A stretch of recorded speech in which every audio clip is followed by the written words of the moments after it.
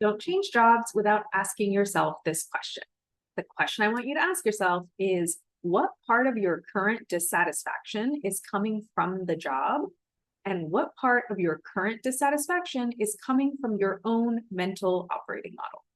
Most people assume that 80 to 100% of their current dissatisfaction is coming from their job.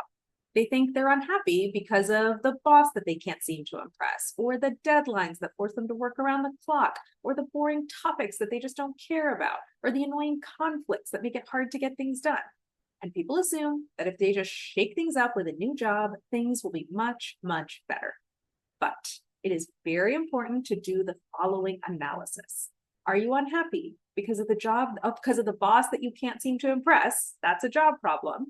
Or are you unhappy because your brain is anchoring to external validation instead of anchoring to its own internal authority? That's a mental operating model problem. Are you unhappy because of the tight deadlines and the long hours? That's a job problem. Or are you unhappy because your brain always tells you you haven't done enough and it keeps urging you to work and work and work until you drop from exhaustion?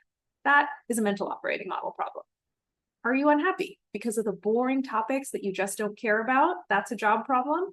Or are you unhappy because you're not actively connecting the work in front of you to your larger goals and purpose and impact? That is a mental operating model problem.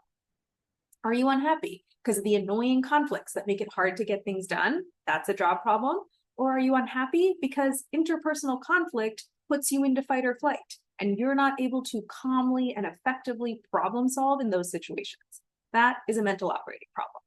And I'm going to tell you right now, it is almost always a little bit of both. So I am not saying that you have to stay at your job and only fix the mental side of things. I just want you to be aware of what part of your unhappiness is being created by your situation and what part of your unhappiness is being created by your own habitual way of operating, so that you can effectively devise a strategy that tackles both sides of the equation. And this is exactly what I help my clients do. Because the last thing I want for you is for you to change jobs and then realize that you brought half your problems with you. I have been in that position too many times myself, and I can tell you from experience, it is pretty freaking annoying to go through all the upheaval of recruiting and interviewing and onboarding and getting up to speed at a new job, only to find yourself 3 months in feeling almost exactly like how you were feeling in your old job. So let's get ahead of that problem, because your happiness and fulfillment in your career doesn't just affect you.